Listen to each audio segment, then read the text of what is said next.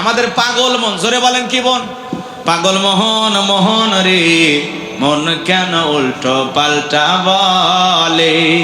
ও পাগল মন মোহন রে, মন কেন মসজিদে না যায় রে?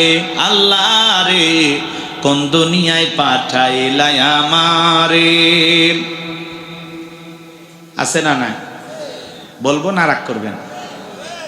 বর্তমানের নারী পুরুষ সমান সমান মাপ, লম্বা চুল কাটিয়া আবার মাথায় লাগাই ক্যাপ। আল্লাহ রে, কোন জামানায় পাঠাইলাই আমারে? হিন্দি গানের টান মারিয়া রাস্তা হাইটা যায়, আবার কারো সুরে সুরে বুকটা ফাইটা যায়। আল্লাহ রে, কোন জামানায় পাঠাইলাই আমারে? জিন্সের প্যান্ট শার্ট পরিয়া রাস্তা হাইটা যায়, পোলা না মাইয়া ওইটা সেনা বড় দায়। আল্লাহ রে, কোন দুনিয়ায় পাঠাইলাই আমারে? কানে পড়ছে দুল, কপালে পড়ছে টিপ, কাছে যদি বলেন বিলকিস আমা কয় না আমি বিলকিস, আমি আবুল। আছে না নাই? বুখারী শরীফের হাদিস, আল্লাহ রাসূল বলেছেন, কোন পুরুষ যদি নারীর বেশ ধারণ করে আর কোন নারী যদি পুরুষের বেশ ধারণ করে, আল্লাহর লানত তাদের উপরে। কথা বলে ঠিক না? এরপরে দেখেন কিছু সাহাবাগী, দেখছেন না, দুইজন বৈশা গেছে, কয় আমরা সমকামী, কে আসিস আয় আমাদেরকে ঠেকা। দুইজন বলছে, কয়জন? কয়েকদিন আগে কয়জন মার খাইছে, এবার দুইজন হারামি বলছে, জগৎ বিখ্যাত হারামি এরা। এরা সমকামিতাকে প্রমোট করতে চায়। এরা বলে আমাদের অধিকার দিতে হবে। পৃথিবীর অন্য অন্য রাষ্ট্রে যেরকম আছে, পুরুষে পুরুষে বিয়ে করতে পারবে, নারীতে নারীতে বিবাহ করতে পারবে। বিকৃতি যৌনতার, যেই কারণে আল্লাহ তাআলা কওমে লুতকে উল্টায়া দিছে, ধ্বংস করেছে। কথা বলে ঠিক কিনা? 95% মুসলমানের দেশে এই শাহবাগী বেঈমানেরা কখনো সমকামিতাকে প্রমোট করে বাঁচতে পারবে না। প্রয়োজন হলে এই সমস্ত বেঈমানদের বিরুদ্ধে চূড়ান্ত আন্দোলন হবে। কথা বলে ঠিক কিনা? এটা ফাজলামি করার জায়গা পাও না। দুইজন যুবক বসে গেছে, কই কে আসিস আয়, আমরা জীবন দেব সমকামিতার জন্য। নাউজুবিল্লাহ। এদের চেহারা দেখলে বোঝা যায় ভদ্র কোনো ঘরে এদের জন্মও হয়নি। কথা বলেন ঠিক কিনা? কেমনে বলে এই সমস্ত কথা? এই যুবক, হাসির জন্য বলি নাই, শাহবাগে দেখছো না চ্যানেলে নিউজ প্রচার করা হচ্ছে, চ্যানেলারাও খাইয়া কাম পায় না।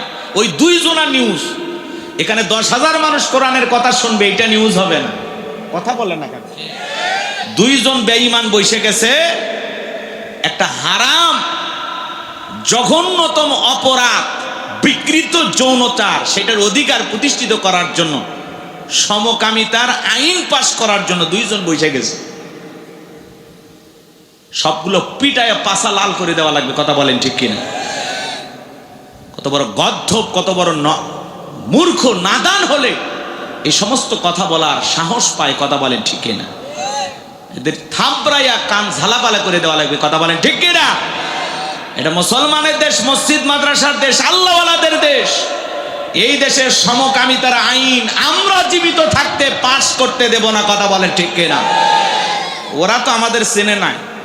মোল্লারা একবার যদি মাথার পাগড়ি কোমরে বাঁধে, নাস্তিক বেঈমানেরা পালানোর জায়গা খুঁজে পাবে না। কথা বলেন ঠিক কিনা? আমরা শান্ত আছি, আমাদেরকে খেপাবেন না। হুজুরেরা যদি একবার ধরে কি হবে আপনি কল্পনা করতে পারবেন না। দুই শাহবাগী নাস্তিক বেঈমান বসে গেছে সমকামিতা, আমরা সমকামী, আয় কে মারবি আয়। Banner ছাপাইছে, banner. আর প্রশাসন এগুলো দেখে আর তামাশা করে। কথা বলেন না কেন? চুপ করে থাক ধোকাবাজ, চোখে তোদের নাহি লাজ। চুপ করে থাক ধোকাবাজ, চোখে তোদের নাহি লাজ। গোড়া কেটে মাথায় ডালো পানি, তোদের চিনি আর কতকাল করবি রে শয়তানি। মুনাফিকেরা সুযোগ পাইলে ইসলামকে নিজের হাতে জবাই করে। কথা বোঝেন নাই? এই মুনাফিক মার্কা মুসলমানের দ্বারা ইসলামের সবচেয়ে বেশি ক্ষতি হয়। গুতাগুতি কি অমুসলিমের সাথে বেশি লাগে না মুসলমানের সাথে? ফতুয়া কার সাথে বেশি? মুসলমানের সাথে। কথা বোঝেন? টুপিওয়ালা লেগে যায়, মুসলমান লেগে যায়। আর তাম পৃথিবীর জালেমেরা এটা দেখে হাসে, মজা নেয় যে লাইগে দিছি। কথা বলেন? মুসলমানেরা যতদিন পর্যন্ত এই ফতুয়াবাজি, একে অপরের দোষারোপ এগুলো করা না বন্ধ করবে, ততদিন পর্যন্ত মুসলমানের দ্বারা এই সমাজে কখনো আল্লাহর দ্বীন প্রতিষ্ঠিত হবে না। কথা বলেন ঠিক কিনা? এই জমিনে যদি আল্লাহর দ্বীন প্রতিষ্ঠিত করতে চান, সকল মুসলমানকে ঐক্যবদ্ধ হতে হবে। মসজিদের ইমাম, মাদ্রাসার মুহতামিম, দলমত নির্বিশেষে পীরের খানকার পীর সাহেব, রাস্তাঘাটে দোকানপাটে সব জায়গার সব শ্রেণীর মানুষ, মাঠে ময়দানে কাজ করা কৃষিকেদের মানুষ, সবাই মিলে যতদিন পর্যন্ত আমরা ঐক্যবদ্ধ না হব, ততদিন পর্যন্ত আল্লাহর এই জমিন, আল্লাহর দ্বীন প্রতিষ্ঠিত হবে না। কথা বলে ঠিক কিনা? আমরা আছি খালি গুতাগুতি নিয়ে, আমিন আসতে না জোরে, দল্লিন না জল্লিন, নবী নূরের তৈরি না মাটির তৈরি, টুপি লম্বা না খাটো, পাঞ্জাবি সাদা না কালো। কথা বলে না কেন? আমরা সেগুলো নিয়ে আমরা ফতুয়া নিয়ে গুতাগুতি করি, আর জালেমেরা পুরো পৃথিবীর নেতৃত্ব আর কর্তৃত্ব দেওয়ার জন্য কিভাবে টিকে থাকা যায় এইটা নিয়ে ব্যস্ত। কথা বলেন ঠিক কিনা? আর আমরা মাঝে মাঝে বলি আমাদের সিয়ারের কোনো লোভ নাই। তো সিয়ারে না গেলে জীবনে কোনোদিন গিয়ার চালু করতে পারবেন না। কথা বোঝেন নাই মনে? কি চাচা মিয়া রাগ করতেছেন? ক্ষমতা না থাকলে আপনি কিছু করতে পারবেন না। সম্মানিত ভাইয়েরা আমার, একটু অপেক্ষা করেন, সামনে গেলে মজা পাবেন। যে কথা বলতে চাচ্ছিলাম, বাজার নিউজ পাওয়া গেল তেলের দাম বাইরে দিছে। কথা কয় না? পাম্পে মোটর সাইকেলের লাইন কি করবে? হ্যাঁ, অকটেনে 20 টাকা, হ্যাঁ পেট্রোলে 18-19 টাকা, এইভাবে মোটামুটি তেলের দাম বেড়ে গেছে। এখন 140 টাকা লিটার অকটেন, আর পেট্রোল 135, ডিজেল 115 টাকা, আর কেরাসিন 130 টাকা। এই মাত্র নিউজ, ব্রেকিং নিউজ। তেলের দাম বেড়ে দিয়েছে, সব জ্বালানির তেলের দাম বেড়ে গেছে। আগামীকাল থেকে আর পাম্পে লাইন এমনি কমে যায়। কথা কয় না কেন? দাম বাড়ছে না। এই সুযোগে কিছু ভাইয়েরা নিয়ে এসে একটু ব্যবসা করতো, এখানে সেখানে ঢেলে বিক্রি করতো, আর ঢালার দিন শেষ। কি বলেন? আমরা আগে থেকে বলছিলাম যে সংকট তৈরি হওয়ার আগে দাম বাড়িয়ে দেন। রাষ্ট্রীয়ভাবে সঠিক একটা সিদ্ধান্ত না আসলে এভাবে কয়দিন চলে একটা দেশ বলেন? গতকালকে মাননীয় প্রধানমন্ত্রী তারেক রহমানকে প্রশ্ন করা হয়েছে যে তেলের এই সংকট আপনি কি বলেন? একটু সময় দেন, আমরা চেষ্টা করতেছি। এই গতকালকে প্রশ্ন করছেন প্রধানমন্ত্রীকে। আমরা তো সবাই দেখতেছি বহির্বিশ্বের যে অবস্থা, এই জন্য তেলের দাম বাড়াইছে। আমার মনে হয় আরো একটু বাড়াই দিলে তাও ভালো ছিল, অন্তত পাম্পের লাইনটা কমে যায়। কি বলে? এক রাতে, আগে যিনি প্রধানমন্ত্রী ছিল, এক রাতে 40-50 টাকা বাড়িয়ে দিচ্ছে, আর ইনি তো 20 টাকা সর্বোচ্চ বাড়াইছে। যেন দোয়া করেন। কথা কয় না কেন? কি করবেন? উপায় নাই তো। এই 1.5 মাস রাষ্ট্র চালাইতে গিয়ে 41,000 কোটি টাকা ঋণ করছে। আপনি তেলের দাম না বাড়ায় উপায় আছে? খালি ঋণই করবেন সারা জীবন? আগামী 5 বছর এই ঋণ কোথায় যাবে আল্লাহ ছাড়া কেউ জানে না। অতএব 10 টাকা আমাদের কাছে বেশি নিয়েও যদি দেশের সংকট মোকাবেলা করা যায়, একটু ঋণের বোঝাটা হালকা হয়, তাও ভালো। কি কথা বলেন না কেন? জি, তাছাড়া উপায় নাই। দেশ কেমনে চালাবে? কিচ্ছু নাই দেশে, সব শেষ হয়ে গেছে। কথা কি বুঝতে পারতেছেন? তারপরে ওনার প্রশংসা অনেকে করে, কারণ আছে, রাস্তাঘাট অনেক কিছু করছে। এই যে আজকে একজন আমারে ফোন দিয়ে সেই গালি দিতেছে। হ্যাঁ, একজন গালি দিয়ে বলতেছে, হুজুর ওনার বিরুদ্ধে কেন কথা বলছেন? রাগ করতেছেন? তাই আমি বললাম, ভাই বিরুদ্ধে বলি নাই, উনি চলে গেলেন কেন এই জন্য বলছিলাম। বলছে উনি দেশের জন্য কিছুই করেনি, আপনি এভাবে বলতেছেন। আমি বলতেছি না, অনেক কিছু করছে, কিন্তু আমাদেরকে ফেলায় কেন চলে গেল? তো সাবেক প্রধানমন্ত্রী শেখ হাসিনার এক ভক্ত ফোন দিয়ে, যে ড্রাইভার আছে, মিডিয়া আছে, যা তা গাল না, বাপ মাও তুলে 14 গোষ্ঠী উদ্ধার করলো। কয় কেন ম্যাডাম রে গালি দিছে? আমি কি আসলে গালি দিছি? গালি দেই নাই। আমি শুধু বলছি কেন আমাদের ফেলায় চলে গেলেন। তো যিনি চলে গেছেন প্রত্যেকটা নিউজে এখন দেখেন না, তাকে ফ্যাসিস্ট বলা হয়, জুলুম বা সরকার বলা হয়। আগে তো সব মিডিয়া ওনারই দালালি করছে, কথা কর না কেন? তো হাওয়া বদল হয়ে গেছে, ওই জন্য আমরাও দুই একটা কথা বলছি, কথা বোঝেন নাই মনে, বলাটা স্বাভাবিক। এভাবে না ফেলায় উনি যদি পদত্যাগ করে জেলেও যাইতো, অন্তত এখনো ওনার নেতা কর্মীরা ব্যানার নিয়ে মিছিল করতো, শেখ হাসিনার মুক্তি চায়, জেলের তালা ভাঙবো, নেত্রীকে বের করে আনবো। মিছিলও হলো না, চলে যায় কি এক বেকায়দা, মিছিলও করা যায় না। রাগ করছেন আপনারা? তো যাই হোক, উনি এক রাতে বাড়ায় দিছিল 40-45 টাকা, আর বর্তমান যিনি সরকার হয়েছেন ওনারা আজকে রাতে বাড়ায় দিছে সর্বোচ্চ 20 টাকা। কি কথা বুঝতে পারছেন? নিউজ পাইছেন না? ঠিক আছে, পেট্রোলের দাম বেড়ে গেছে, অকটেন ডিজেলের দাম, কেরোসিনের দাম বেড়ে গেছে।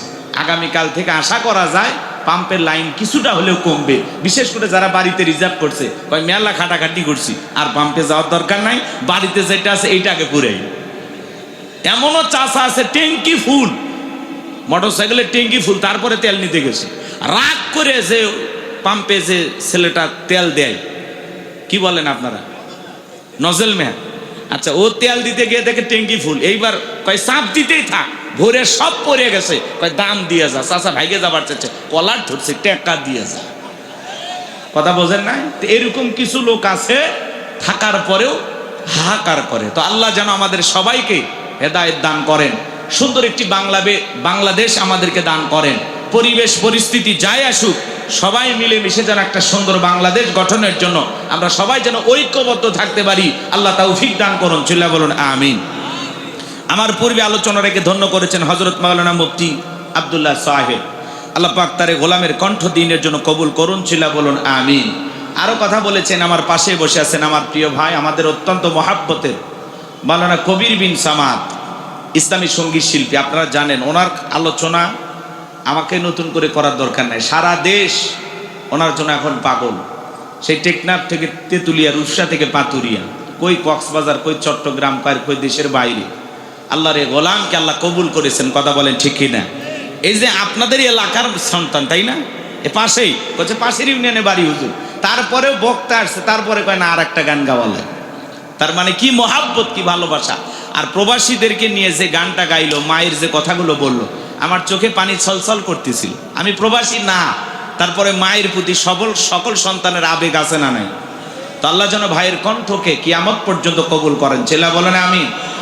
আল্লাহ পাক প্রিয় ভাইকে সুস্থতার সহিত নেক হায়াত দান করুন। চিল্লা বলুন আমিন। মঞ্চ উপস্থিত সম্মানিত উলামা ইকরাম, সামনে বসা পিতৃ সমতুল্য মুরব্বী বাবাজিরা, কলিজার টুকরা প্রাণপ্রিয় যুবক ভাইরা, ছোট্ট ছোট্ট সোনামানিকেরা, সবাইকে নিয়ে মহান রবের দরবারে সিজদাবনত চিত্তে কালিমাতুশ শুকুর আদায় করে পড়ছি আলহামদুলিল্লাহ। বিশ্ব নবীর প্রতি দরুদ ও সালাম, যে নবী আইয়ামে জাহিলিয়াতের যুগে আগমন করে অসভ্য মানুষদেরকে সভ্য বানিয়েছেন, অভদ্র মানুষদেরকে ভদ্র বানিয়েছেন, কোরআন নামের সংবিধান দিয়া, কোরআনের রাজ কায়েম করে সোনালী যুগ উপহার দিয়া মদিনার পাক ভূমিতে শায়িত আছেন, সে রাসূলের প্রতি কলিজা ভরা মহাব্বত নিয়ে পড়ছি দরুদ ও সালাম। সকলেই পড়ুন সাল্লাল্লাহু আলাইহি ওয়াসাল্লাম। সম্মানিত ভাইয়ের আমার, ভূমিকায় লম্বা কথা নয়, সরাসরি মূল আলোচনায় প্রবেশ করতে চাই, কারণ গভীর রাত। কত বাজে? 11টা 25 না? তার মানে কি তারিখ বদল হতে সময় লাগে আর 35 মিনিট, তাই না? তো তারপরে যেহেতু মহাব্বতের ভাই, বিশেষ করে প্রবাসী যে ভাই ছিলেন, তো জাহিদুল ভাই ছিলেন না, উনি অনেক কষ্ট করে আমার মোবাইল নাম্বার নিয়ে আমার বারবার ফোন দিয়ে দাওয়াত দিয়েছেন। তো ভাই যেহেতু আছেন, আর আপনারা যেহেতু ধৈর্য ধরে বসে আছেন, আমি সর্বোচ্চ রাত্রি 1টা পর্যন্ত আলোচনা করার নিয়ত করছি। এই 1 ঘন্টা 35 মিনিট সময় আল্লাহর এই গোলামকে কি দেওয়া যাবে? রাজি আছেন তো ইনশাল্লাহ? তো কারা কারা রাজি নাই তারা হাত তোলেন। আলহামদুলিল্লাহ, সবাই রাজি। যারা যারা রাজি আছেন, এ ভাই হাসতে বাধা দেয় না, রাগ করতেছেন আমার কথা? হ্যাঁ, যদি হন খুশি, মুখে নিয়ে হাসি, আওয়াজ দেবে বেশি। আল্লাহ নামের এমন একটি স্লোগান দেবেন, এলাকায় যদি কোনো ইসলাম বিরোধী উই পোকা, সার পোকা, তেলা পোকা থাকে, ওদের কলিজায় যেন কম্পন সৃষ্টি হয়, এমন আওয়াজ তুলতে রাজি আছেন যারা? বীর মুসলমানের মতো দুটি হাত টান টান করে তুলে দেখান তো তারা। লিল্লাহে তাকবীর, আরো জোরে লিল্লাহে তাকবীর। আল কোরআনের আলো, আল হাদিসের আলো, দুনিয়ার মুসলিম, সারা বিশ্বের মুসলিম, আমার নেতা তোমার নেতা, আমার নেতা তোমার নেতা। লিল্লাহে তাকবীর। আল কোরআনের আলো, আল হাদিসের আলো, দুর্নীতির আলো। হাত নাড়া, হাত নামান, হাত নামান। অনেকে ঝোঁকে তালে বলে ফেলেছেন দুর্নীতির আলো ঘরে ঘরে জ্বালো। বাংলাদেশে দুর্নীতি দমন কমিশন আছে না নাই? এরপরে দুর্নীতি কমেছে নাকি ডিজিটাল কার্ডে বেড়েই চলেছে। দিন যত গড়াচ্ছিল দুর্নীতির পাল্লা তত ভারী হচ্ছিল। কথা বলেন ঠিক কিনা? আমরা চাই আমাদের প্রিয় মাতৃ বাংলাদেশ দুর্নীতি মুক্ত আল্লাহ কবুল করুন, চিল্লা বলুন আমিন। আমরা চাই আমাদের বাংলাদেশ মাদক মুক্ত আল্লাহ কবুল করুন, চিল্লা বলুন আমিন। আমরা চাই আমাদের বাংলাদেশ যৌতুক মুক্ত আল্লাহ কবুল করুন, চিল্লা বলুন আমিন। সম্মানিত ভাইয়েরা আমার, ভূমিকায় আর লম্বা করার কোনো সুযোগ নাই, ডাইরেক্ট আলোচনা। হাত তুলে ওয়াদা দিয়েছেন রাত 1টা পর্যন্ত থাকবেন তো ইনশাল্লাহ? জি, নিজেদের ওয়াদাটা ঠিক রাখবেন আশা করি। চলুন, আর কোনো কথা নাই। যুবক যারা আসছেন, জি ভাই, যুবক যারা আসছেন নিরাশ হবা না। যুবক যারা আসছেন, তোমরাও যুবক আমিও যুবক, তোমাদের মনের দুঃখটাকে আমি বুঝি। তোমাদের জন্য স্পেশাল কিছু আলোচনা মাথার মেমোরিতে সেভ করা আছে, সময় মতো ডাউনলোড দিয়ে শোনায় দেবো ইনশাআল্লাহ। মা বোন যারা বসে আছেন, মা আপনারাও নিরাশ হবেন না, মনে করবেন না যে হুজুর আপনাদের কথা ভুলে গেছে। না, মা বোনদের জন্য তো একটু আলোচনা হবেই, বিশেষ করে যে সমস্ত মা বোনেরা আঁকা বাঁকা পথে চলে, সোজা হবার চায় না, একটু বেঁকা হয়ে চলতে চায়। আজকে ওয়াজের মাধ্যমে ওই সমস্ত মা বোনদেরকে সোজা রাস্তা দেখানো হবে। কথা বলে টেকেরা, খালি একটু অপেক্ষা করেন, খালি শুরু করুন, একটু অপেক্ষা করেন, ধৈর্য ধরেন। জি, কয়েক মিনিট, 1 ঘন্টা পরে বুঝতে পারবেন যে আলোচনা কেমন লাগতেছে। এখন বুঝবেন না। এখানে কেউ বসে না হলে একটু সাইডে রাখেন। কেউ বসে, ইমাম সাহেব বসেন, বসেন, বসেন, হুজুর বসেন। আমার দিকে তাকান। আল্লাহর কোরআনের কথা শোনার জন্যই তো লিখেছেন তাফসিরুল কোরআন মাহফিল। আলোচনা তাফসির ভিত্তিক হওয়া দরকার আছে না নাই? আল্লাহর কোরআনের কথা শোনার জন্য আসছেন তো ইনশাল্লাহ? কারা কারা আল্লাহর কোরআনের কথা শুনবেন একটু হাত তোলেন তো আরেকবার দেখে। লিল্লাহে তাকবীর। আল্লাহ হাতগুলো জান্নাতি মানুষের হাত হিসেবে কবুল করুন, চিল্লা বলুন আমিন। লিখেছেন তাফসিরুল কোরআন মাহফিল, আলোচনা হবে তাফসির ভিত্তিক। কথা বলবো পবিত্র কোরআনুল কারীমের 23 নম্বর সূরা, সূরা নাম্বার 23। বাতিলেরা হবে সাইজ ইনশাআল্লাহ বলেন। মোট আয়াত আছে 118, রুকু আছে 6টি। বিশ্বনবীর মক্কার জিন্দেগিতে আল্লাহ রাব্বুল আলামিন এই সূরাটি নাজিল করেছেন। সূরাটির নাম সূরা আল মুমিনুন। বলুন কি নাম? আল্লাহ পাক তার বিশ্বাসী বান্দাদের জন্য সূরা আল মুমিনুন নাজিল করেছেন। যারা অবিশ্বাসী কাফের এদের জন্য আল্লাহ রাব্বুল আলামিন একটি সূরা নাজিল করেছেন, সূরার নাম কাফিরুন। জোরে বলেন কি নাম? কুল ইয়া আইয়ুহাল কাফিরুন।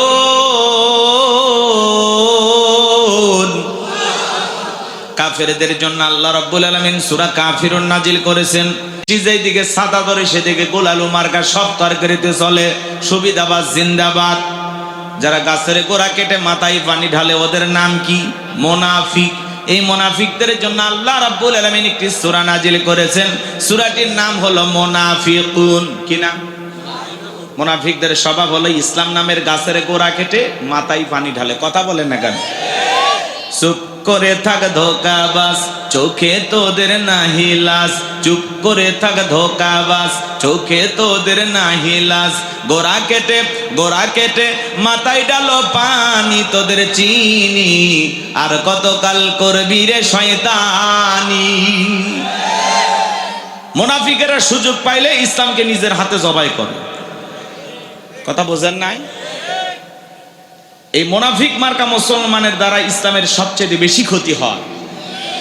গুতাগুতি কি অমুসলিমের সাথে বেশি লাগে না মুসলমানের সাথে? ফতুয়া কার সাথে বেশি? মুসলমানের সাথে। কথা বোঝেন? টুপিয়েলা লেগে যায়, মুসলমান লেগে যায়। আর তাম পৃথিবীর জালেমেরা এটা দেখে হাসে, মজা নেয় যে লাইগে দিছি। কথা বলেন? মুসলমানেরা যতদিন পর্যন্ত এই ফতুয়াবাজি একে অপরের দোষারোপ এগুলো করা না বন্ধ করবে ততদিন পর্যন্ত মুসলমানের দ্বারা এই সমাজে কখনো আল্লাহর দ্বীন প্রতিষ্ঠিত হবে না। কথা বলেন ঠিক কিনা? এই জমিনে যদি আল্লাহর দ্বীন প্রতিষ্ঠিত করতে চান সকল মুসলমানকে ঐক্যবদ্ধ হতে হবে। মসজিদের ইমাম, মাদ্রাসার মুহতামিম, দলমত নির্বিশেষে পীরের খানকার পীর সাহেব, রাস্তাঘাটে দোকানপাটে সব জায়গার সব শ্রেণীর মানুষ, মাঠে ময়দানে কাজ করা কৃষিক্ষেতের মানুষ, সবাই মিলে যতদিন পর্যন্ত আমরা ঐক্যবদ্ধ না হব ততদিন পর্যন্ত আল্লাহর এই জমিন, আল্লাহর দ্বীন প্রতিষ্ঠিত হবে না। কথা বলে ঠিক কিনা? আমরা আছি খালি গুতাগুতি নিয়ে, আমিন আসতে না জোরে, দল্লিন না জল্লিন, নবী নূরের তৈরি না মাটির তৈরি, টুপি লম্বা না খাটো, পাঞ্জাবি সাদা না কালো, কথা বলে না কেন? আমরা সেগুলো নিয়ে আমরা ফতুয়া নিয়ে গুতাগুতি করি, আর জালেমেরা পুরো পৃথিবীর নেতৃত্ব আর কর্তৃত্ব দেওয়ার জন্য কিভাবে টিকে থাকা যায় এইটা নিয়ে ব্যস্ত। কথা বলেন ঠিক কিনা? আর আমরা মাঝে মাঝে বলি আমাদের সিয়ারের কোনো লোভ নাই, তো সিয়ারে না গেলে জীবনে কোনোদিন গিয়ার চালু করতে পারবেন না। কথা বোঝেন নাই মনে হয়? কি চাচা মিয়া রাগ করতেছেন? ক্ষমতা না থাকলে আপনি কিছু করতে পারবেন না। সম্মানিত ভাইয়েরা আমার, একটু অপেক্ষা করেন, সামনে গেলে মজা পাবেন। যে কথা বলতে চাচ্ছিলাম, বাজার করার পরে আলহাজ মুনাফিক হতে পারে। নবীর পিছনে নামাজ পড়ে লোকটা যদি মুনাফিক হয়, আপনার আমার পিছনে নামাজ পড়ে তার সাইডে বড়টা হবে। কথা বলেন ঠিক কিনা? এই জন্য মুনাফিকেরা বড় কঠিন বাজান। হিন্দু বৌদ্ধ খ্রিস্টানদের ভিতর থেকে মুনাফিকের জন্ম হয় না, মুনাফিকের জন্ম হয় মুসলমানের ভিতর থেকে। কথা বলেন ঠিক কিনা? আমার বিশ্বাস যশোরের মাটিতে কোনো মুনাফিকের জায়গা নাই। যশোরের মাটি আল্লাহওয়ালাদের ঘাঁটি, যশোরের মাটি ইসলামী আন্দোলনের ঘাঁটি, যশোরের মানুষ খাঁটি ইমানদার নির্ভেজাল মুসলমান। এটা আমার দিলে বলে, দিলে বলে, কিন্তু আসলে কতটুকু কি আপনারাই ভালো জানেন। আজকে আমি এই জন্য মুনাফিকদেরকে নিয়ে আলোচনা করব না, কাফেরদের নিয়ে আলোচনা করব না, আমি আলোচনা করব আল্লাহর ভিআইপি মুমিন বান্দাদেরকে নিয়ে। বলুন আল্লাহু আকবার। একটু জবান ছেড়ে সবাই আমার সঙ্গে তেলাওয়াত করুন। আউযু বিল্লাহি মিনাশ শাইতানির রাজিম, বিসমিল্লাহির রাহমানির রহিম। বিতাড়িত মোর্দা শয়তানের কাছ থেকে আল্লাহ পাকের কাছে আশ্রয় প্রার্থনা চাচ্ছি। পরম করুণাময় দয়ালু আল্লাহ তাআলা নামে শুরু করছি। এই যে দুই একজন ভাই ওঠা বসা করে, আপনাদের মাথার ওপর দিয়ে স্যান্ডেল নিয়ে চলে যায়। দেহের ভিতরে সবচেয়ে দামি জায়গাটা হলো এই মাথা, সম্মানের জায়গা না? আর এই পায়ের তলের জুতা আপনার মাথার ওপর দিয়ে নিয়ে যাচ্ছে, এটা এটা বেয়াদবি। জুতা রেখে চলে যাবেন। গতকাল মানে আজকে মাহফিল শেষ হয়ে গেলে কাল সকালে এসে নিয়ে যাবেন। কথা বোঝেন নাই? ওঠা বসা করবেন না ভাই। আমি তো শুরুই করি নাই, আপনি কি শুনলেন আর কি বুঝলেন? দৌড়ে বাড়ি গেলেন, ঘন্টাখানিক শোনেন।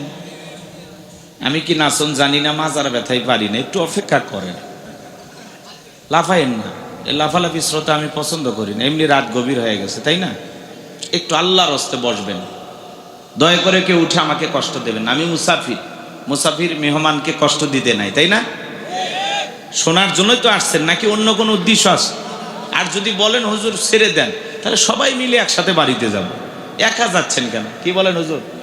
একটু সাথে থাকেন আপনি, জাতি ভাই দুই একজন সাথে থাকলে তার সাপোর্ট পাওয়া যায়। জি, তাকবীর দেন, লিল্লাহে তাকবীর। তাহলে সূরার নাম সূরা আল মুমিনুন। বলেন কি না? আমার আল্লাহ রাব্বুল আলামিন বলেন, قد فلح المؤمنون।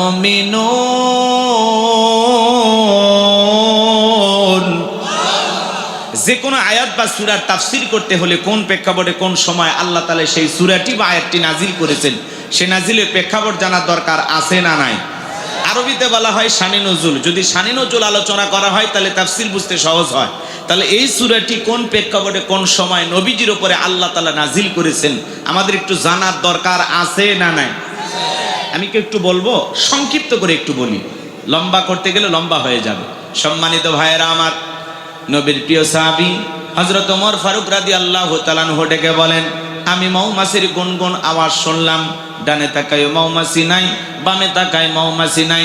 নবীজির চেহারা মোবারকের দিকে তাকায় দেখি নবীজি ফিসফিস করে কি যেন তেলাওয়াত করতেছেন। হযরত ওমর ফারুক ডেকে বলেন, আমার বোঝার বাকি রইল না। আসমান থেকে নবীজির উপরে কোরআনুল কারীম নাজিল হচ্ছে, আর বিশ্ব নবী কোরআনুল কারীম রিসিভ করতে ব্যস্ত। বলুন সুবহানাল্লাহ। মৌমাছির গুনগুন আওয়াজ হইলে কোরআনুল কারীম নাজিল হয়। দপ্তরি ছুটির ঘন্টায় বাড়ি মারে টন টন আওয়াজ হইলে কোরআনুল কারীম নাজিল হয়। নবীজি যখন ঘোড়ার ওপরে থাকতেন ওই সময় যদি কোরআনুল কারীম নাজিল হইতো, ওহির ভারে ঘোড়ার পাগুলো বালুর ভিতরে ডেবে যেত। বলুন আল্লাহু আকবার। নবী যখন উটের ওপরে থাকতেন ওই সময় যদি কোরআনুল কারীম নাজিল হইতো, ওহির ভরে উটের মাথা জমিনের সঙ্গে লেগে যেত। এক সাহাবী রানের ওপরে মাথা রেখে নবীজি আরাম ফরমাচ্ছেন, ওই সময় কোরআনুল কারীম নাজিল হলো। সাহাবী ডেকে বলেন, আমার কাছে মনে হয় আমার রানটা ফেটে যাবে, আমার কাছে মনে হয় আমার রানের উপরে পাহাড় চেপে ধরা হয়েছে। তাহলে কোরআনুল কারীমের একটা আলাদা ওয়েট, আলাদা একটা ওজন আছে না নাই? জীবনের প্রথম ওই রিসিভ করতে গিয়ে নবীজির শরীর মোবারকে জ্বর পর্যন্ত এসেছিল। দীর্ঘ 23টি বছরে আল্লাহ রাব্বুল আলামিন তার হাবিবের ওপরে কোরআনুল কারীম নাজিল করেছেন। এই কোরআনের সম্মান মর্যাদা কত আমরা বুঝি না। এমনও মুসলমান 40, 50, 60 বছর বয়স হয়ে গেছে, আল্লাহর কোরআনটা কোনোদিন খুলেও দেখে নাই, এমনও কপাল পোড়া আছে না না? আল্লাহ কি মেসেজ পাঠিয়েছেন, কি চিঠি পাঠিয়েছেন, কি কিতাব পাঠিয়েছেন? আসমানি শ্রেষ্ঠ কিতাব কোরআনুল কারীম প্রত্যেকটা মুসলমানের পড়া দরকার আছে না নাই? এই কোরআনের সাথে সম্পর্ক থাকার কারণে একটা রিহালের দাম বেড়ে গেছে, কাপড়ের দাম বেড়ে গেছে, কাগজের দাম বেড়ে গেছে। কোরআনুল কারীম যেই রাত্রিতে নাজিল হয়েছে রাতের দাম বেড়ে গেছে, যেই মাসে নাজিল হয়েছে মাসের দাম বেড়ে গেছে, যেই নবীর ওপরে নাজিল হয়েছে সেই নবীর সম্মান মর্যাদা বেড়ে গেছে। সেই কোরআনের সাথে প্রত্যেকটা ইমানদার মুসলমানের যদি সম্পর্ক থাকে, বলেন তো আপনার আমার দাম কমবে না বাড়বে? তাহলে সন্তানদেরকে ছোটবেলায় মাদ্রাসায় দেওয়ার দরকার আছে না নাই? এই যে ছেলেটা হাফেজ হইল আর ভাগ্যবান, যে মা এই সন্তানটাকে গর্ভ ধারণ করেছে, যেই বাবা এই ছেলেটাকে জন্ম দিয়েছে, ওই মা বাবা হলো ধরনের শ্রেষ্ঠ মা বাবা, যাদের সন্তান হয়েছে হাফেজে কোরআন। এমন সন্তান আল্লাহ আমাদেরকে ঘরে ঘরে দান করেন। চিল্লা এখন আমিন, আর একটু জোরে বলেন আমিন। তাহলে সন্তানকে যদি মানুষের মতো মানুষ বানাইতে চান, মাদ্রাসায় পড়াইতে হবে। যে সন্তানগুলো মাদ্রাসায় পড়ে হাফেজ হবে, আলেম হবে, দ্বীনের দায়ী হবে, এরা কোনোদিন মা বাবাকে কষ্ট দেবে না, পিতা মাতাকে কোনোদিন বৃদ্ধাশ্রমে পাঠাবে না। মাদ্রাসা পড়ুয়া কোনো আলেম হাফেজ মা বাবাকে অসম্মান করে কথা বলে না। দুনিয়াতে যদি ভালো থাকতে চান, ছেলেটারে মাদ্রাসায় পড়াবেন, মেয়েটারে মাদ্রাসায় পড়াবেন। পারবো তো ইনশাআল্লাহ? আল্লাহ আমাদের বুঝ দান করেন, জোরে বলেন আমিন। আমার ভাইয়েরা, লম্বা করার কোনো সুযোগ নাই। 8টি পদ্ধতিতে নবীজির উপরে কোরআনুল কারীম নাজিল হয়তো। হযরত ওমর ফারুক ডেকে বলেন, নবীজির কোরআনুল কারীম রিসিভ করা শেষ হয়ে গেল, বিশ্ব নবী সাহাবায়ে কিরামদের দিকে মুখ ঘোরা ডেকে বলেন, আমার সাহাবীরা, এই মাত্র আসমান থেকে জিবরাইল এসে আমার উপরে সূরা আল মুমিনুনের 10টি আয়াতি কারিমা নাজিল করে জানা দিয়ে গেলেন, নবী গো, এই 10টি আয়াতের ভিতরে আল্লাহ রাব্বুল আলামিন তার আদরের মুমিন বান্দাদের জন্য 7টি কোয়ালিটি নিয়ে আলোচনা করেছেন, 7টি গুণাবলী নিয়ে আলোচনা করেছেন। কোন মুমিন যদি এই 7টি গুণে গুণান্বিত হতে পারে, 7টি গুণ দিয়ে তার জীবনটাকে সাজাইতে পারেন, আমার আল্লাহ বলেন, উলাইকা হুমুল ওয়ারিসুন আল্লাযীনা ইয়ারিসুনাল ফিরদাউস হুম ফিহা খালিদুন। আমার আল্লাহ রাব্বুল আলামিন বলেন, তারাই হবেন উত্তরাধিকারী জান্নাতুল ফিরদাউসের, সেখানে তারা চিরকাল বসবাস করবেন। আমার আল্লাহ কোনোদিন তাদেরকে জান্নাত থেকে বের করে দেবেন না, বলুন সুবহানাল্লাহ। বাবা মারা গেলে ওয়ারিস সূত্রে সন্তান যেরকম বাবার সম্পত্তির ভাগ পায়, কোন মুমিন যদি 7টি কোয়ালিটি অর্জন করে, 7টা গুণাবলী দিয়ে জীবনটাকে সাজাইয়া কবরে যাইতে পারে, তার নামে জান্নাতুল ফিরদাউসে জায়গা বরাদ্দ থাকবে। কারা কারা জান্নাতে যেতে চান? 2 হাত তুলে মালিককে দেখাও। 2 হাত তুলে আল্লাহকে দেখান। আপনারা সবাই জান্নাতে যেতে চান? আল্লাহ আমাদের সবাইকে জান্নাতুল ফিরদাউসের ওয়ারিস হিসেবে কবুল করুন। চিল্লা বলুন আমিন।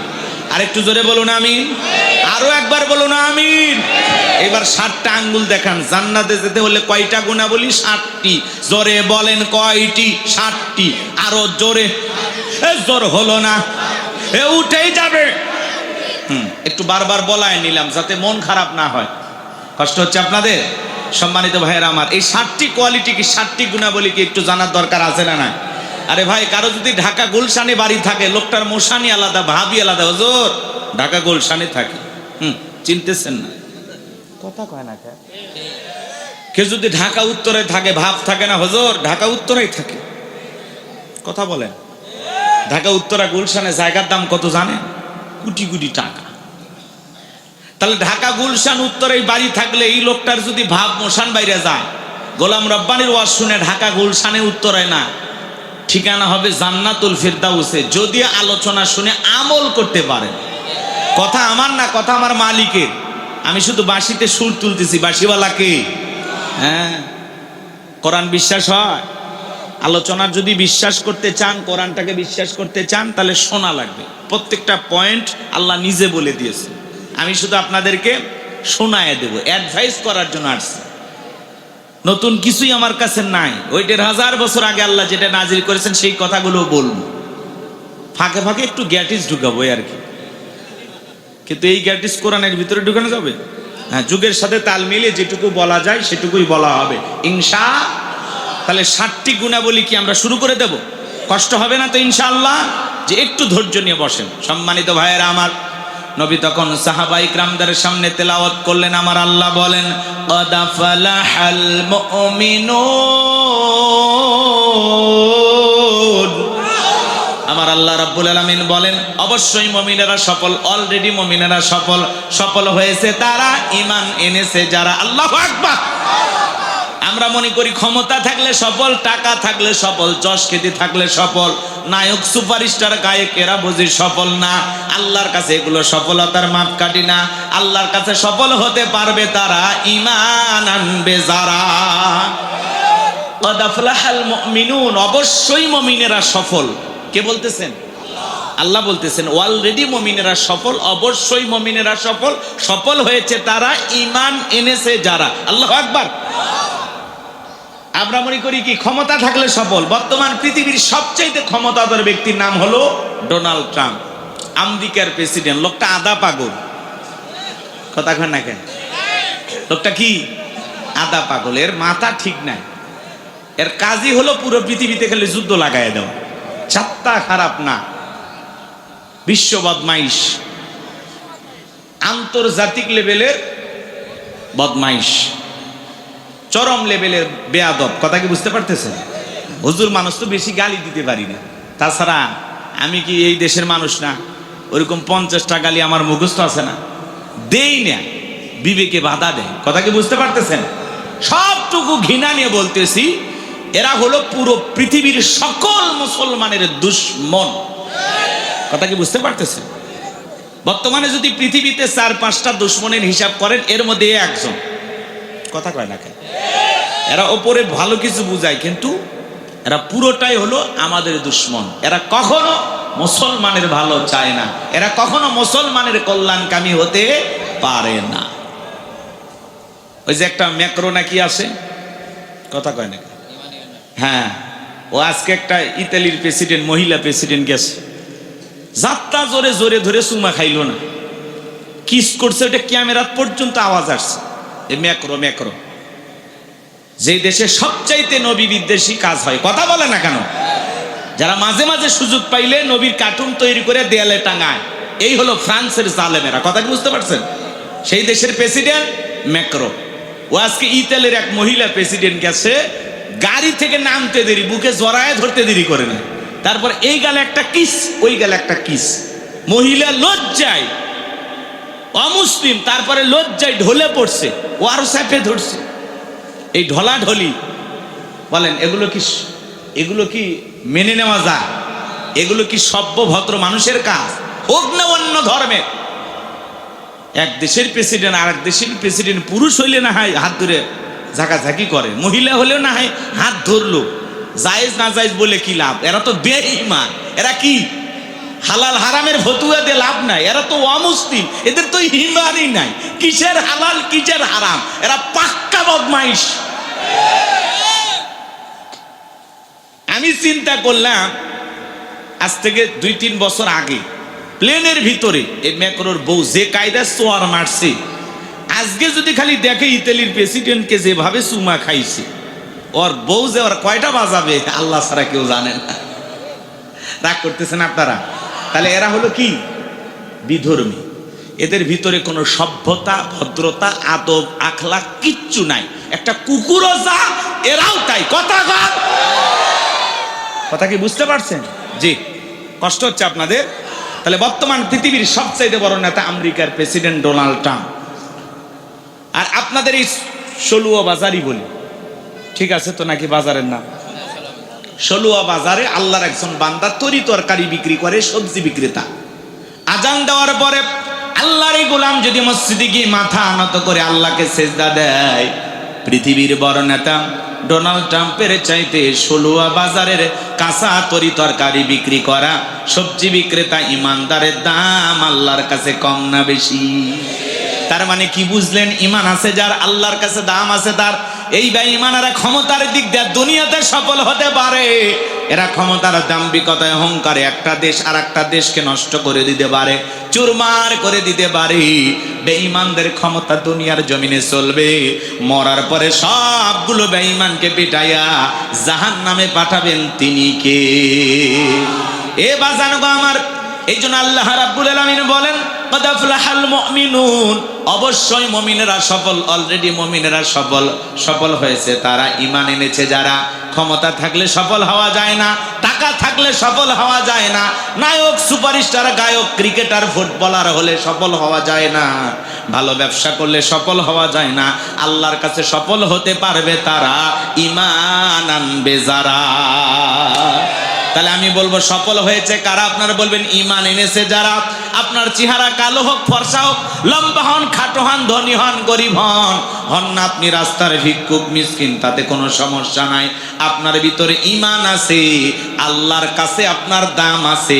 এই জীবনে যদি আল্লাহর কাছে দামি হতে পারি, আমাদের আর কিছু চাওয়ার আছে?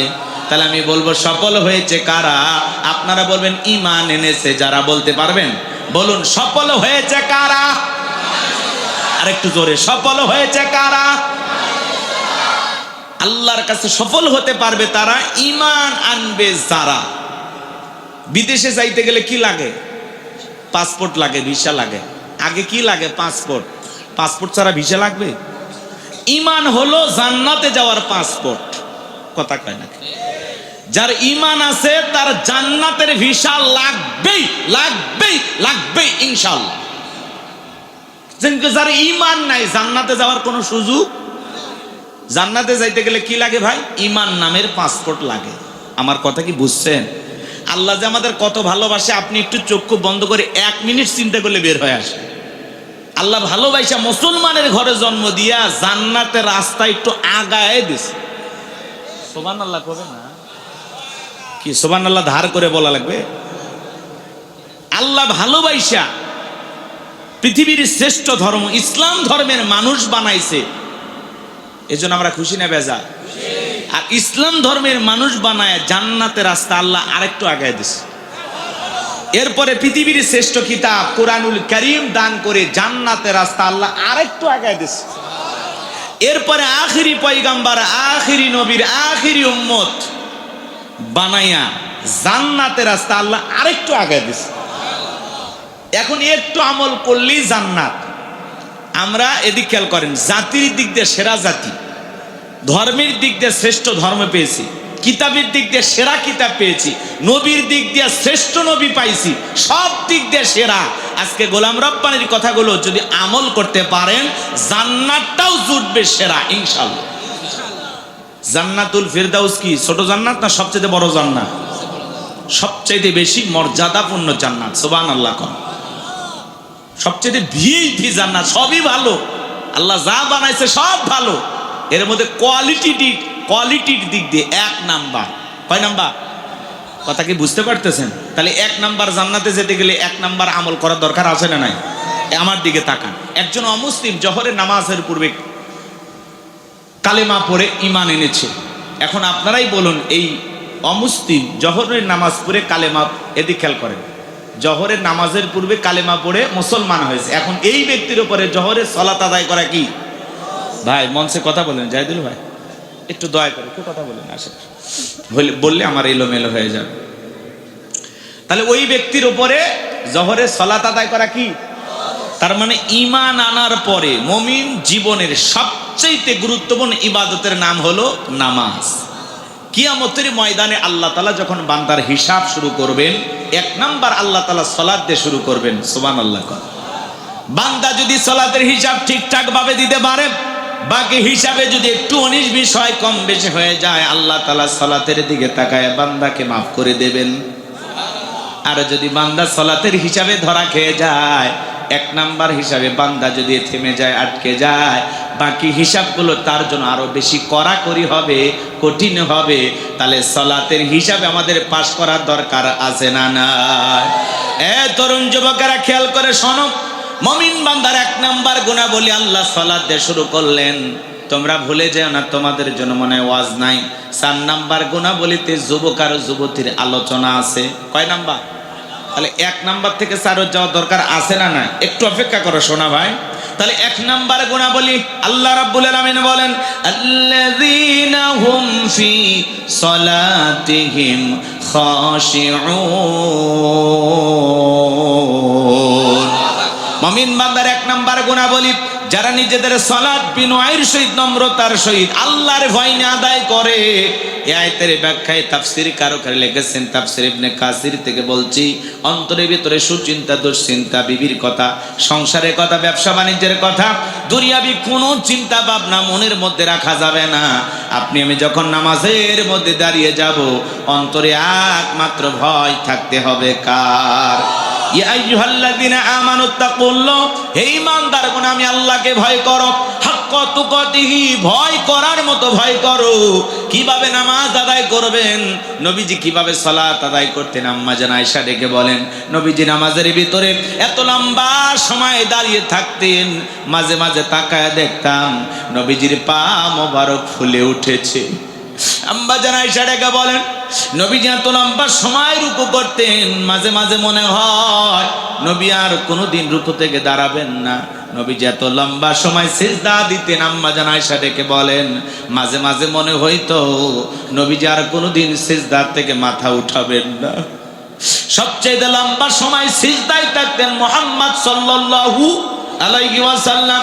আম্মা জান আয়েশা ডেকে বলেন, নবীজি এক রাতের বেলায় এত লম্বা সিজদা দিয়ে এত কান্না করতেছেন। আয়েশা নবীজি যখন সিজদা থেকে মাথা উঠাইলেন, জিজ্ঞাসা করেন, নবী এত কান্না কেন করলেন, কি হয়েছে আপনার? নবী তখন ডেকে বলে, আয়েশা আমি তো আমার জন্য কাঁদি না, আমি কাঁদি আমার গুনাহগার উম্মতের জন্য। আমি আল্লাহর কাছে কেঁদে কেঁদে বলি, আল্লাহ আমার গুনাহগার উম্মতের গুনাহগুলো মাফ করে দাও, ওই কঠিন ভয়ঙ্কর জাহান্নামের আগুন থেকে আমার উম্মতকে মুক্তি দাও। কেমন নবী পাইছি বাজান, কতটা উম্মতির প্রতি মায়া, দরদ, ভালোবাসা থাকলে। যেই নবীর জীবনে কোনো গুনাহ নাই, সেই নবী দিনের মধ্যে 70 থেকে 100 বার ইস্তেগফার পড়তেন, তওবা করতেন। সেই নবী সিজদা দিয়ে কাঁদেন আপনার আমার গুনাহ মাফের জন্য। সেই নবী সিজদা দিয়ে কান্না করেন আপনাকে আমাকে জাহান্নামের আগুন থেকে বাঁচানোর জন্য। তাহলে বলেন তো বাজান, নবী যদি আপনার আমার গুনাহ মাফের জন্য আল্লাহর কাছে দোয়া করেন, আপনি আমি হলাম মূল ভিকটিম, মূল আসামি, মূল অপরাধী। তাহলে আমাদের নিজেদের গুনাহ মাফের জন্য সিজদা দিয়ে আল্লাহর কাছে কান্না করার দরকার আছে না নাই? 5 ওয়াক্ত সালাত, এটা তো রবের বাধ্যতামূলক অর্ডার, আদায় করতেই হবে। নিজেকে যদি আল্লাহর গোলাম দাবি করেন, নিজেকে যদি ইমানদার মুসলমান দাবি করেন, তাহলে অবশ্যই আপনাকে 5 ওয়াক্ত সালাত আদায় করতে হবে। 5 ওয়াক্ত সালাত আমাদের জন্য নফল না ফরজ। 5 ওয়াক্ত সালাত আদায় করা লাগবে। পাশাপাশি রাতের গভীর নিশিতে, রাতের 1টা, 2টা, 3টার দিকে উঠা, ভালের আমার রাতের 1টা, 2টা, 3টার দিকে উঠা আরামের বিছানা ত্যাগ কইরা, বিবির ভালোবাসা ত্যাগ কইরা, ঠান্ডা পানি দিয়ে ওযু বানায়া নিরালায় নিবৃত্তিতে যাই নামাজে দাঁড়িয়ে যাবে যারা, আল্লাহর প্রিয় বান্দা তারা যাই নামাজের মাধ্যমে, রুকু সিজদার মাধ্যমে গভীর নিশিতে যারা তাহাজ্জুদের সালাত আদায় করে আল্লাহর সাথে প্রেম করতে পারবে, এরা জীবনে কোনোদিন ব্যর্থ হবে না। তাহাজ্জুদের নামাজ আদায় করবে যারা, এরা আল্লাহর কাছে যা চাইবে আল্লাহ ওদেরকে তাই দেবে। কথা বলুন ঠিক কিনা? এই জন্য আল্লাহ রাব্বুল আলামিন বলেন, ওয়াল্লাযীনা ইয়াবিতুনা লিরাব্বিহিম সুজদাও ওয়া কিয়ামা। যারা রাত্রি জাগরণ করে আমি আল্লাহকে সিজদা দেয়, আমি আল্লাহর জন্য দণ্ডায়মান হয়ে যায়। গভীর নিশীতে আপনি নামাজে দাঁড়িয়ে গেলেন, এই নামাজ দুনিয়ার কাউকে খুশি করার জন্য নয়, এই নামাজ হলো একমাত্র আল্লাহকে পাওয়ার জন্য। কথা বলেন ঠিক কিনা? তাহাজ্জুদের জায়নামাজের মাধ্যমে, রুকু সিজদার মাধ্যমে রাত্রি জাগরণ করে আল্লাহর সাথে প্রেম করতে হবে। কথা বলে ঠিক কিনা? আল্লাহর প্রিয় গোলাম যারা এইভাবে রাত্রি জাগরণ করবে, তারা যুবকেরাও রাত্রি জাগরণ করে, তবে আল্লাহর সাথে প্রেম কইরা না। ইউটিউব ইন্টারনেট ঘাটাঘাটি করে, ইমো মেসেঞ্জারে বান্ধবীর সাথে চ্যাটিং কইরা, সারা রাত চ্যাটিং কইরা ফজরের আজান হয় যখন, ওই হাইব্রিড যুবক ঘুমাইতে যায়, তখন নামাজও পড়ে না। যুবক রে, এই ঘুম ভাঙলে সকাল, না ভাঙলে পরকাল। কথা বলেন ঠিক কিনা? কেমন করে ঘুমাও তুমি ওরে যশোরের যুবক, কেমন করে ঘুমাও তুমি ফজর করে কাজা, এমনও তো হতে পারে ও তোমার জহরে জানাজা, এমনও তো হতে পারে ও তোমার জহরে জানাজা। কথা বলে ঠিক কিনা? হে যুবক, তাহলে রাত্রি জাগরণ করে তাহাজ্জুদ পড়ার দরকার আছে না নাই? যুবক একটু অপেক্ষা করো, পরে আসতেছি তোমাদের কাছে। নবীর সাহাবীরা কিভাবে নামাজ আদায় করতেন? মরুভূমিতে নবীর সাহাবীরা নামাজে দাঁড়িয়ে গেছেন, ওই মরুভূমির পাখিগুলো খেজুর গাছ মনে করে সাহাবায়ে কিরামদের কাঁধের উপরে, মাথার উপরে বসে থাকতেন। নবীর সাহাবীরা সালাতে এত মনোযোগ, কাঁধে পাখি পরে থাকতো, তারপরেও তারা টের পাইতেন না। বলুন সুবহানাল্লাহ। আর আপনি আমি যদি একটা মশা পরে হাতে এই জায়গায় নিয়ে যা, আগে মশা মারে তারপরে সুরে ধরে। কথা বলেন ঠিক কিনা? হযরতে তালহা রাদিয়াল্লাহু তাআলা নামাজ আদায় করতেছেন, ছেলেটা খেলা করতেছিল, জঙ্গল থেকে সাপ এসে সন্তানটাকে পেঁচিয়ে ধরেছেন। স্ত্রীর মানুষজনকে ডাকলেন, ছেলেটাকে বিপদ মুক্ত করলেন। হযরতে তালহা নামাজ শেষে জিজ্ঞাসা করলেন, বিবি রে, বাড়িতে এত মানুষজন, ব্যাপারটা বুঝতে পারলাম না। ডেকে বলে, স্বামী, আপনি যখন নামাজ আদায় করতেছিলেন, জঙ্গল থেকে একটা সাপ এসে সন্তানটাকে পেঁচিয়ে ধরেছিল, আমি মানুষজনকে ডাকলাম, ছেলেটাকে বিপদ মুক্ত করলাম। এত ঘটনা আপনার চোখের সামনে ঘটে গেল, আপনি কি কিছুই বলতে পারেন না? কিছুই কি টের পান নাই? হযরতে তালহা ডেকে বলেন, বিবি রে, নামাজের মধ্যে মন যদি এদিক সেদিক চলে যায়, তাহলে নামাজ তো আর নামাজ থাকে না। আল্লাহু আকবার। আর আপনি আমি নামাজ পড়ি, যশোরে মন চলে যায় মাগুরাতে। কথা কন। নামাজ পড়ে চৌগাছা, মন চলে যায় বড়গাছা। নামাজ পড়ে সলুয়া, মন চলে যায় হালুয়া ঘাট। কথা কন। নামাজের মধ্যে দাঁড়ায় দুনিয়াবি নানান চিন্তা ভাবনা মনে হয়, মাঝে মাঝে দুনিয়াবি এত কথা নামাজের মধ্যে মনে হয়, নামাজ 2 রাকাত না 3 রাকাত মনে থাকে না। মাঝে মাঝে দুনিয়াবি এত চিন্তা, এত কথা নামাজের মধ্যে মনে হয়, নামাজের সিজদা 2টা হলো না 1টা হলো, নামাজে ব্রেক কইরা চিন্তা করা লাগে। কথা কন। কথা, আমার কথা কি বোঝেন? নামাজের মধ্যে যারা আমাদের মন খালি ছটফট করে, এই জন্য তো গোলাম রব্বানি কইলে দোষ। আমি কি বলবো? আমাদের পাগল মন, জোরে বলেন কি মন? পাগল মোহন রে, মন কেন উল্টো পাল্টা বলে? ও পাগল মোহন রে, মন কেন মসজিদে না যায় রে? আল্লাহ রে, কোন দুনিয়ায় পাঠাইলাই আমারে? আছে না নাই? বলবো না রাগ করবেন? বর্তমানের নারী পুরুষ সমান সমান মাপ, লম্বা চুল কাটিয়া আবার মাথায় লাগাই ক্যাপ। আল্লাহ রে, কোন জামানায় পাঠাইলাই আমারে? হিন্দি গানের টান মারিয়া রাস্তা হাইটা যায়, আবার কারো সুরে সুরে বুকটা ফাইটা যায়। আল্লাহ রে, কোন জামানায় পাঠাইলাই আমারে? জিন্সের প্যান্ট শার্ট পরিয়া রাস্তা হাইটা যায়, পোলা না মাইয়া ওইটা সেনা বড়দায়। আল্লাহ রে কোন দুনিয়ায় পাঠাইলাই আমারে। কানে পড়ছে দুল, কপালে পড়ছে টিপ, কাছে যদি বলেন বিলকিস আমা কয় না আমি বিলকিস, আমি আবুল। আছে না নাই? বুখারী শরীফের হাদিস, আল্লাহ রাসূল বলেছেন কোন পুরুষ যদি নারীর বেশ ধারণ করে আর কোন নারী যদি পুরুষের বেশ ধারণ করে, আল্লাহর লানত তাদের উপরে। কথা বলে ঠিক না? এরপরে দেখেন কিছু সাহাবাগী দেখছেন না, দুইজন বৈশা গেছে, কয় আমরা সমকামী, কে আসিস আয় আমাদেরকে ঠেকা। দুইজন বলছে, কয়জন? কয়েকদিন আগে কয়জন মার খাইছে, এবার দুইজন হারামি বলছে, জগৎ বিখ্যাত হারামি। এরা সমকামিতাকে প্রমোট করতে চায়। এরা বলে আমাদের অধিকার দিতে হবে। পৃথিবীর অন্য অন্য রাষ্ট্রে যেরকম আছে, পুরুষে পুরুষে বিয়ে করতে পারবে, নারীতে নারীতে বিবাহ করতে পারবে। বিকৃতি যৌনতার, যেই কারণে আল্লাহ তাআলা কওমে লুতকে উল্টায়া দিছে, ধ্বংস করেছে। কথা বলে ঠিক কিনা? 95% মুসলমানের দেশে এই শাহবাগী বেঈমানেরা কখনো সমকামিতাকে প্রমোট করে বাঁচতে পারবে না। প্রয়োজন হলে এই সমস্ত বেঈমানদের বিরুদ্ধে চূড়ান্ত আন্দোলন হবে। কথা বলে ঠিক না? এটা ফাজলামি করার জায়গা পাও না। দুইজন যুবক বসে গেছে, কই কে আসিস আয় আমরা জীবন দেব সমকামিতার জন্য। নাউজুবিল্লাহ। কর এদের চেহারা দেখলে বোঝা যায় ভদ্র কোনো ঘরে এদের জন্মও হয়নি। কথা বলেন ঠিক না? কেমনে বলে এই সমস্ত কথা?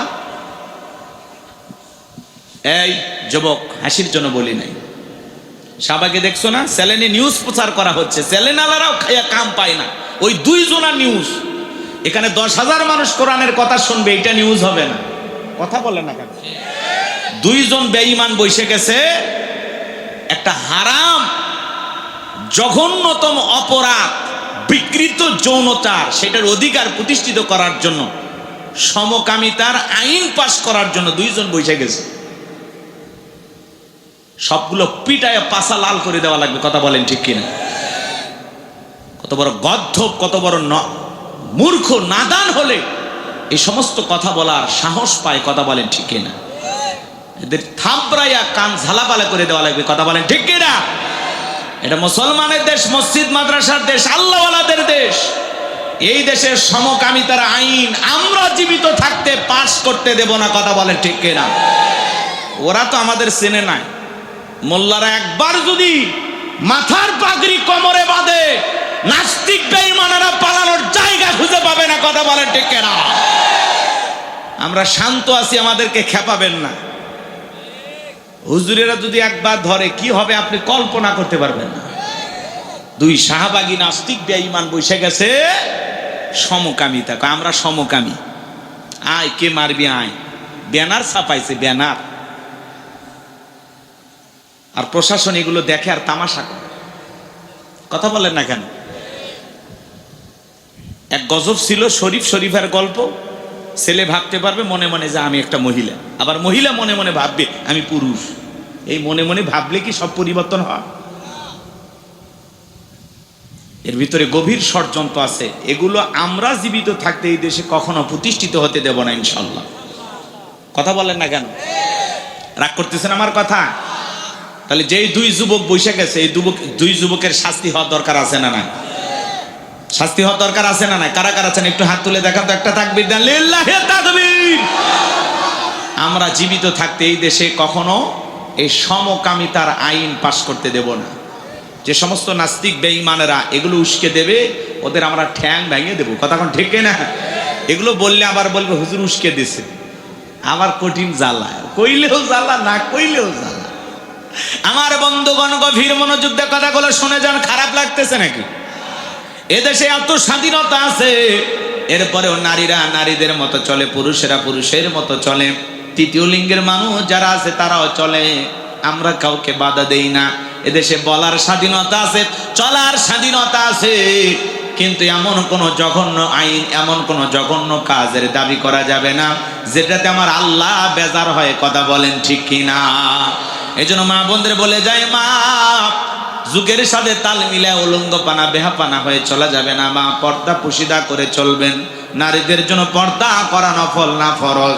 আল্লাহ বলেন অকরনা ফি বুয়ুতিকুন্না ওয়ালা তাবাররাজনা তাবাররুজাল জাহিলিয়াতিল উলা। নারীরা তোমরা ঘরের ভিতর অবস্থান করো, খবরদার জাহিলিয়াতি যুগের মেয়েদের মতো নোংরা অশ্লীল পোশাক পরে নিজের দেহকে প্রদর্শন করো না। নারীরা পর্দায় থাকলে নিরাপদে থাকবে, পর্দা নারীকে সিকিউরিটি দেবে, পর্দাশীল নারীর উপরে আল্লাহ রহমত নাজিল হবে। কথা বলেন ঠিক কিনা? এদেশে পোশাকের এত স্বাধীনতা, এরপরেও ঢাকা শহরে কিছু মা বোনেরা আন্দোলন করে বলে পোশাকের স্বাধীনতা চাই। কেমন স্বাধীনতা? বলে দাদি নানি ব্লাউজ ছাড়া শাড়ি পরেছিল, আমরাও পড়তে চাই, আপত্তি করি নাই। আগেকার দাদি নানিরা অভাবের কারণে হোক গরমের কারণে হোক তারা ব্লাউজ ছাড়া শাড়ি পরেছিল, কিন্তু কোন দাদি কোন নারী কোন নানি শাড়ি পরে বিশ্ব রোডে এসে আন্দোলন করে বলেছিল আমি দেখে যাও শাড়ি পরেছি? বলছিল? কোন দাদি নানি বলে নাই। তোমরা লাভও কেন? এরা ব্লাউজ ছাড়াই এমন কায়দায় শাড়ি পরেছে, পুরো পিঠটা ফাঁকা রাখছে। মনে হয় আর্জেন্টিনা আর ব্রাজিলের ফাইনাল ম্যাচ হবে। কথা বলেন ঠিক কিনা? এরা পোশাকের স্বাধীনতার নামে এদেশে অশ্লীলতাকে প্রমোট করতে চায়, উলঙ্গপানা বেহাপানা ছাড়াই দিতে চায়। আমরা মুসলমানেরা জীবিত থাকতে আমাদের সন্তানদেরকে, ভবিষ্যৎ প্রজন্মদেরকে এইভাবে ধ্বংস হতে দেয়া যাবে না। কথা বলেন ঠিক কিনা? এই জন্য নারীদেরকে পর্দায় রাখবেন। বিশেষ প্রয়োজনে বাহিরে গেলে মা ঢিলা ঢালা বোরকা পরবেন, হাত মোজা পা মোজা লাগাবেন মা, নিজের রূপ সৌন্দর্য ঢেকে রাখবেন মা। আপনার রূপ সৌন্দর্য দেখার পৃথিবীতে একজন পুরুষ, তার নাম হলো স্বামী। স্বামীর সামনে যত সাজুগুজু করবেন কোনো বাধা নাই মা। আপনার স্বামীর সামনে আপনি সব সৌন্দর্য প্রদর্শন করতে পারবেন। প্রত্যেকটা নারীর উচিত তার সৌন্দর্য দিয়া তার স্বামীকে খুশি রাখা। কথা বলেন ঠিক কিনা? কিন্তু ওরা স্বামীর সামনে সাজে না। সাজে মার্কেটে গেলে, বিয়ের বাড়ির দাওয়াত পাইলে, বাপের বাড়িতে গেলে। কথা কয় স্বামীর সামনে সিরা থ্রি পিস পরে চাকরানির মতো ঘুমায়। সারাদিন বাড়ির কাজ কাম করে এমন অবস্থা, শরীর থেকে গন্ধ বের হয়। কথা কন না কে? এই জন্য নারী জাতিকে বলতেছি মা, রাতের বেলায় ঘুমানোর আগে নিজেকে পরিপাটি করে সুন্দর করে পরিষ্কার পরিচ্ছন্ন করে বাড়ির সবচাইতে নতুন জামাটা পইরা স্বামীর জন্য রাতের বেলায় এসে যে অপেক্ষা করবেন, যাতে আপনার বল্টুর বাপ বাড়িতে আসার সঙ্গে সঙ্গে দরজা খোলা মাত্র একটা সুন্দর করে মুচকি হাসি দিয়ে সালাম দেবেন। আপনার স্বামী সালামের জবাব দিয়ে যেন হা করে তাকায় থাকে আর বলে তুমি কে? চেনো না আমি তোমার বল্টুর মা। কেমনে চিনবো? নতুন নতুন লাগতেছে, কয় বিউটি পার্লার থেকে সাহায্য করে না, তোমার জন্য সেজে আসি। এমন কায়দায় সেজে থাকবেন মা যাতে আপনাকে দেখে আপনার স্বামী খুশি হয়ে যায়, দিলের ভিতরে ভালোবাসা জাগ্রত হয়। কথা বলেন ঠিক কিনা? নারীদেরকে নিয়ে একটু আলোচনা করা যাবে বাজান, সামনের দিকে যায়। আমি যে কথা বলতে চাচ্ছিলাম, তাহলে নামাজের মধ্যে দাঁড়ায়া আমাদের মন খালি এদিক সেদিক যায়। কথা কন যায় না? নামাজের ব্যাপারে আমরা বড্ড তাড়াহুড়ো করি। এক চাচা আমি এত তাড়াহুড়ো করে ওযু করছে, এক ঠ্যাং না ধুয়ে চাচা মসজিদে ঢুকছে। টাইসালা মসজিদ পিছলে খায়, চাচা একদিক লঙ্গি একদিক, তাও বলে আল্লাহু আকবার। মানুষ বলে চাচা আগে লঙ্গি ঠিক করেন, কারণ আগে জামাত ধরি। আছে না নাই? নামাজের ব্যাপারে দাঁড়ায় আমরা বড্ড তাড়াহুড়ো করি। এই জায়গা আল্লাহ রাব্বুল আলামিন বলেন আল্লাযীনা হুম ফি সালাতিহিম খাশিউন। আমার আল্লাহ বলেন যারা নিজেদের সালাত বিনয়ের সহিত, নম্রতার সহিত, আল্লাহর ভয় নিয়ে আদায় করে। কার ভয়? কার ভয়? একটা রাষ্ট্রপতি প্রধানমন্ত্রীর সামনে যদি যান কি করবেন? কি করবেন? কেমন হয়ে দাঁড়াবেন? কেমন হয়ে? ভদ্র হয়ে দাঁড়াবেন না? কথা বলেন ভাই। রাষ্ট্রপতি প্রধানমন্ত্রীর সামনে যা ভদ্র হয়ে দাঁড়াইতে, শুধু ভদ্র হয়। স্বাস্থ্যমন্ত্রী আজকে প্রধানমন্ত্রী তারেক রহমানের সামনে যায় এমন প্রশংসা শুরু করছি, উনি বাধ্য হয়ে বলতেছেন যে একটু প্রশংসা কম করেন। কথা হয় না কেন? তারেক রহমানের এই আচরণটা আমার কাছে ভালো লাগে, যে অতিরঞ্জিত কেউ যদি কিছু করতে চায় উনি এটা বাধা দেয়, তাকায় তাকায় দেখে না, তালিও দেয় না। কথা বলে না কেন? পুরুষ প্রধানমন্ত্রী জনাব তারেক রহমান স্বাস্থ্যমন্ত্রীকে বলতেছি প্রশংসা একটু কি করেন, কম করেন। এত তেলবাজি দিলে পুরো সংসদ তেলে ভেসে যাবে। কথা ঠিক না? তো জনাব তারেক রহমানকে ধন্যবাদ জানাই। যে আপনি যে বলছেন যে আমার প্রশংসা কম করেন, এত প্রশংসা করার দরকার নেই। স্বাস্থ্যমন্ত্রী আবার বলতেছে আপনি যে কাজ করছেন প্রশংসার তেমন কিছুই কই নাই, কেবল শুরু করছি। এই তেলবাজদের জন্য দেশের ভালো নেতাগুলো আর ভালো থাকতে পারে না। কথা বলেন না কেন ভাই? এত তেল দেয়া লাগবে কেন? হ্যাঁ, এই জন্য তো তেলের দাম বেড়ে গেছে আজকে। কথা ঠিক, তেলের দাম বেড়ে গেছে। তো ওনার এই বিষয়গুলো আমার ভালো লাগে। এর আগে কয়েক নেতা গেছে, পা ধরে সালাম করবে, উনি ঠেলে দিচ্ছে, না না না এটা আমি পছন্দ করি না, সরে যান সরে যান, সরাইয়া দিচ্ছে। অতি ভক্তি চোরের লক্ষণ। কথা কা বেশি ভক্তি কইরা তো বিগত 16 বছরে প্রধানমন্ত্রীকে হযরত হাসিনা একে তাড়াইয়া দিছে। কথা বল নাকি আপনারা? ওই বেশি প্রশংসা। ব্যবসায়ী এসে কয় আপনি থাকেন কিয়ামত পর্যন্ত, ম্যাডাম বারবার দরকার। এখন ম্যাডামের জন্য আর কি আফসোস করেন? ওই একই ব্যবসায়ী এখন তারেক রহমানের কাছে যা বলে, আপনি এসেছেন আমাদের ভাগ্য খুলবে, উন্নয়ন হবে। ওরে বাবা, তেল বাস। কথা কি বুঝতে পারছেন? এই দেশের তেলের উপরই চলতেছে, সব জায়গায় তেলবাজি। রাগ করতেছেন আপনারা? বিরক্ত হয়েছে?